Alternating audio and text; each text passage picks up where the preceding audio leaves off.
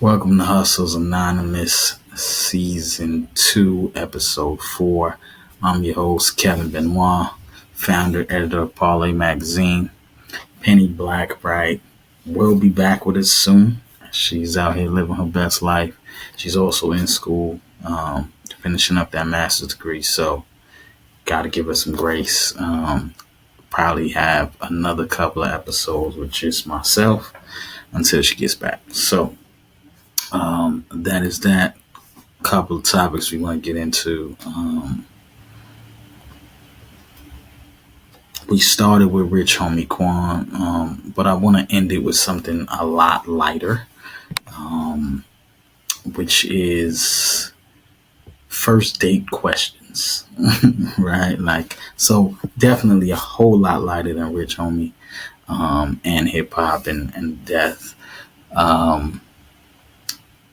Something I'm intrigued by, right? Like we actually did a story about it on the site, Parlay Magazine, and we really were asking what were the best first date questions.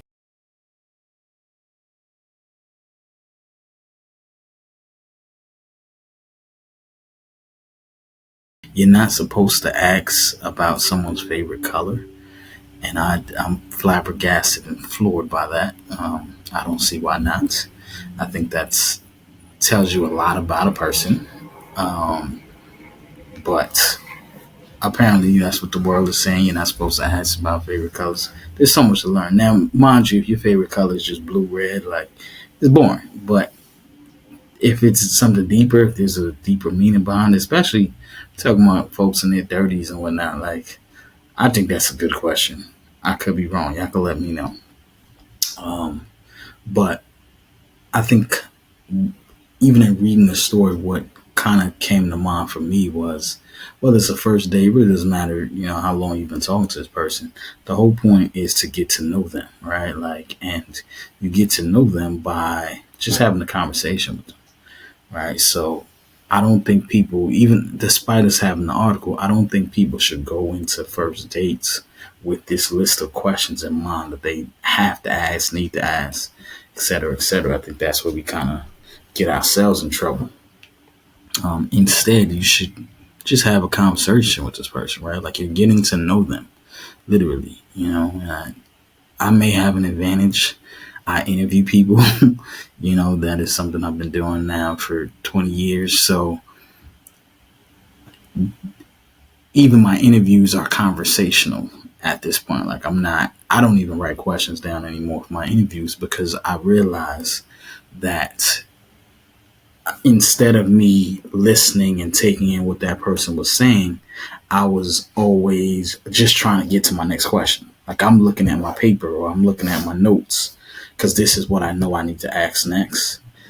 Instead, I kind of like map it out in my head. I'm like a rapper. I'm like Jay-Z, Lil Wayne, right? Like I know what I'm gonna say. I know what I need to get out.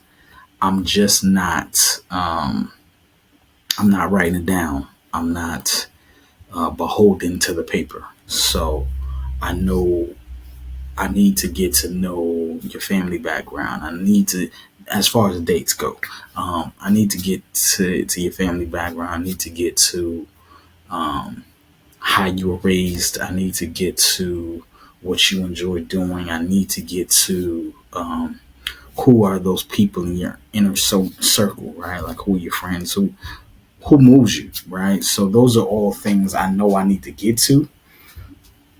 The way I ask them, like you might answer it in a question that I could ask you your favorite color, and you could give me a lot of insight into a lot of those other things, right? But it's all about how you ask the question. It's all about how much you're listening to what that person is saying, and allow that person to give you the alley hoop and the, you know, for the guys who are watching this, like it's still sports, right? Like sometimes people give you a pass and you gotta be able to catch it.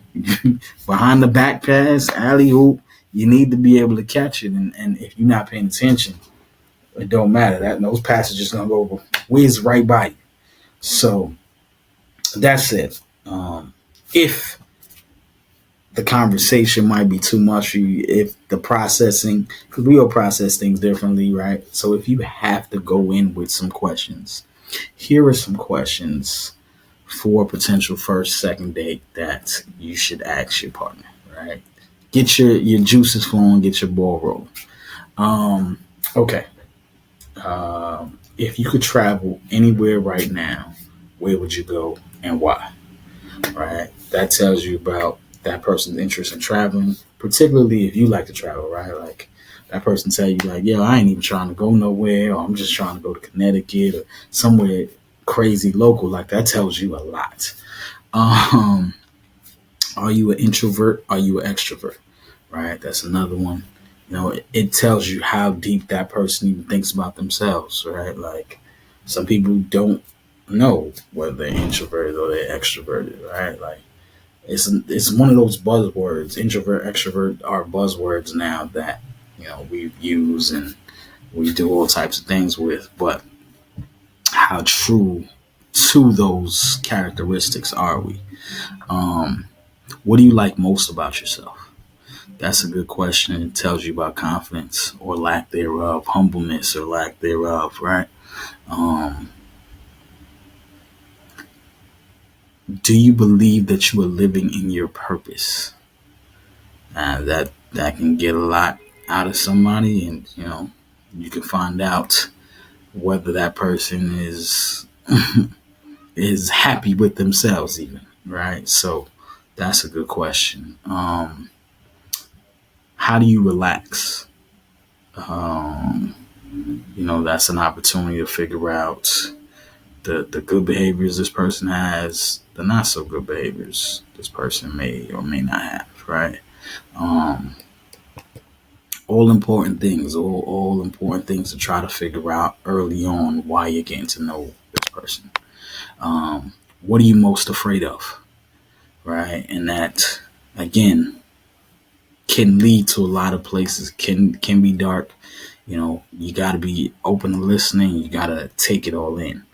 Um, what's your favorite movie, your best movie, your worst movie? Right? Like, I know that for me can lead into a lot of different places. Um, and realistically, it could go on and on, right? I'll give you a couple more. Um, are you?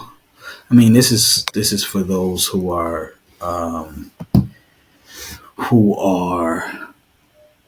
dating with a purpose, right? Like that's another kind of buzz phrase right now. You're dating with a purpose. You have goals for how you're dating, blah blah blah. Are you a relationship person? Are you more comfortable being single? Again, that's something that's gonna tell you a lot about that person right off top. Like what we talking about. Um, how do you handle disagreements? And that's just important, right? But anybody can say anything in that moment. So also be very clear about some of these answers, right? Like I can say anything in that moment just to keep the conversation going, just to move the conversation along. Doesn't necessarily mean I'm being the most upfront, most honest. I could have an anger problem that I just haven't even acknowledged myself, right? So little things like that to keep in mind. Um, bucket list items, right, for this year, for this moment, for life. That tells you where this person's direction is, what they're looking towards, et cetera, et cetera. Um, and then if you want to get right into to some of the nitty gritty, like what's a challenge you're facing?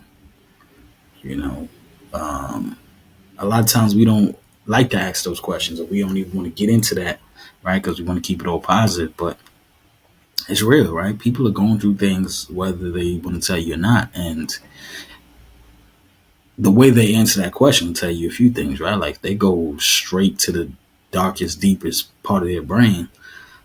Okay, maybe they got some things they need to work on, right? But their vulnerability in that moment can also show a lot too, right? Like, so it's something that you need to, obviously, when it comes to dating, you're weighing yourself with that person, right? So you got to figure out in that moment, how does that look, right?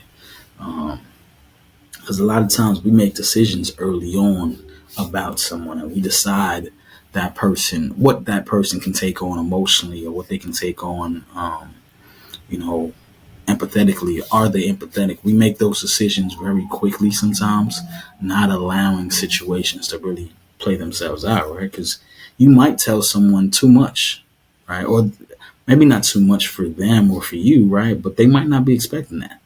So having that conversation go into a dark place, or having that conversation go way deeper than someone was expecting, if they, kind of push back, or they're not ready to speak about something, that's okay too. And it's all about figuring out, maybe they've never had that deep of a conversation on the first, second, third date, right? Like, because a lot of this is also, what have you experienced in the past, right? Like, if first dates have been very, let's go to the movies, we barely even talking.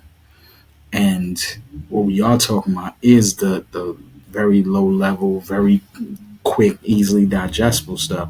And then I try to come with something deep off top. Like, it it may seem like we can't work, but give it some time, right? Like, allow that openness and allow that comfort to really seep in, with people. But hopefully, I'm not preaching to the choir. Y'all get it. Um, I'll end it with that. Just wanted to give y'all something a little low level, a little calm, especially after the beginning topic. And even for the hustlers, right? Like, y'all are dating, and sometimes you don't even got time to process because you still thinking about work. Right? You still thinking about the hustle. You still thinking about what you got to do. And now all of a sudden you got a date. You got to figure out what to ask that person. So hopefully this helped. But two quick topics I definitely wanted to touch base on today.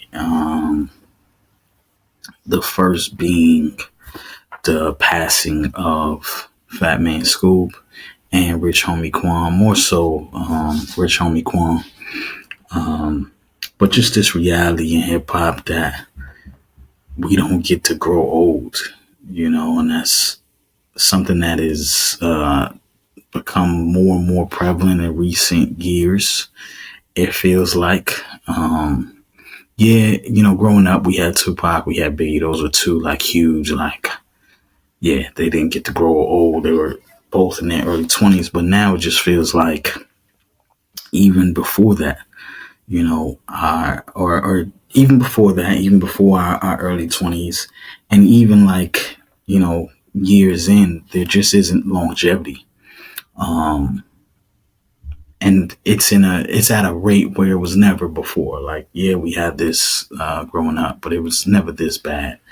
Um, Fat Man Scoop, mid 50s, you know, relatively young. And this was someone who was doing what he loved, with hip hop, performing on stage. You know, they haven't officially said what the cause was, but it looks like it was something cardiac related. Those videos circulating online, very hard to watch, of him, basically passing out on that stage. Just a lot. Alternatively, you know, and if it wasn't anything malicious, if it was just heart health related, heart issues are the biggest cause of death in America. So that happens, unfortunately. But hopefully, it's a sign for men in hip hop, or just men in general. Man, go get your blood pressure checked. Go get your heart checked.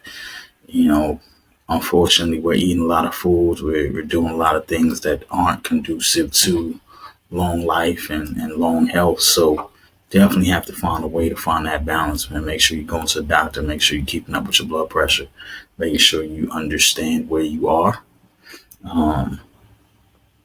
Because, it shouldn't happen. It shouldn't happen. Not like that. Not ever. You know what I'm saying? Um, Rich Homie Quan, however, is a different, end of the spectrum. And the reports, and from what his camp is saying, it was drug related, whether it was a bad pill, whether it was an overdose on pills, whatever it was. Pill usage in hip hop, drug usage in hip hop continues to be a trend. It continues to go up. We lost Juice World like this. We lost DMX like this a couple years ago. I don't know how we get off this roller coaster, right? Like, how do we stop this? And I am a proponent of letting people express themselves and not having filters, not having um, any sort of you can't talk about this. I'm very much against censorship in hip hop in all forms, but it was also starting to feel like this is the only thing being talked about: drug use and perks, mollies, leans, like Zans, like. And again, I can't say 20 years ago everybody wasn't talking about ecstasy, right? Like, it just feels like, and now rappers have come out and said they were addicted to ecstasy, so we know this is a thing. Um, but now it's just so much more things, and I think a big part of it too is there are no say no to drug campaigns. There are no anti-drug campaigns. It is weed every day. It is everything else, right? Like, you can't even watch TV nowadays and not see coke, ketamine, and who knows what else. And I just don't know how we create that balance. D1, and shout out to D1. D1 is a Christian rapper. He has been around for a while. He's originally from Louisiana. Um, we've interviewed him at Parlay before. D1 is a big proponent of, we need more accountability in hip hop, and we need to stop talking about drugs, and we need to. He's basically anti all drugs, anti crime, anti all those things. And I understand it. He's a Christian rapper, right? But I'm also, I have to wonder, why is it hip hop is the only industry that we are so anti these things for, right? And obviously can't compare it to everything, but nobody says all movies has to be no drugs, no liquor, no, like, because again, you can't watch a film right now without drugs and pill use and addiction. Like, that is literally in almost every movie present day. There's no other genre of music. I'm sure metal. Do I know what the death rates are? No, I don't. I'm not gonna say and act like I do. But metal, rock, country, like, there is so much drug use and so much alcohol use in those genres of music. So why is it hip hop is the only one we want to say should have none of this, right? Like, and we should do better. There needs to be balance. I agree with that, and that's what I would say to D1 too, is like, we need to figure out what that balance looks like, because just saying completely no is like when back in the day when they used to say just say no to sex, right? Like, we know that's not right. So how can we incorporate safe sex practices? How can we safe sex education, et cetera, et cetera? Maybe that's what needs to happen. Maybe we need drug education. Young people are going to try these things. They are intrigued. How can we incorporate education so that they know better, and so that they can find ways to take care of themselves? Can't be dying from drugs and you know killing yourself essentially.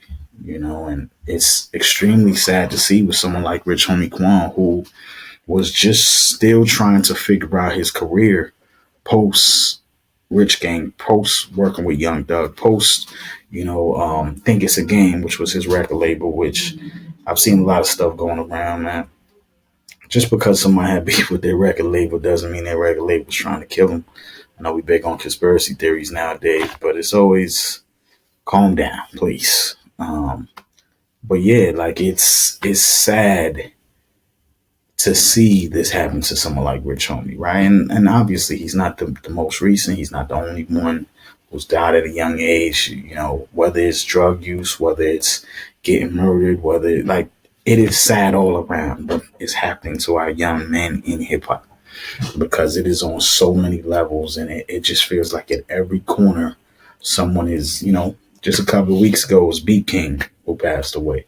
Um, like I said, Fat Man Scoop, Rich Homie murdered. You go not murdered, but drug use killed him. And that's the thing. If it was a bad pill, it is a murder, right? That will be investigated as a homicide. You know, same way. Yes, it did happen to Matthew Perry with the ketamine, right? And his doctors um, are being prosecuted. But it feels like with white celebrities, it is once every 5 years, if that, right? And with black celebrities, it's literally a few times a year.